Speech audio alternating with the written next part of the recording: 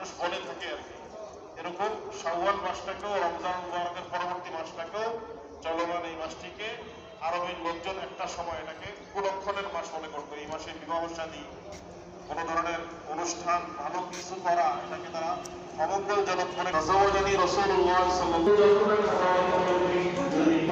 অথবা বিভিন্নভাবে নারী প্রক্রিয়া পদ্ধতি আল্লাহ এবং তার রাসূলের সুন্নাহ মোতাবেক, পদ্ধতি মোতাবেক, নিয়ম মাফিক না হওয়ার কারণে হয়তো আমার ব্যক্তি ইচ্ছা স্বাধীনতা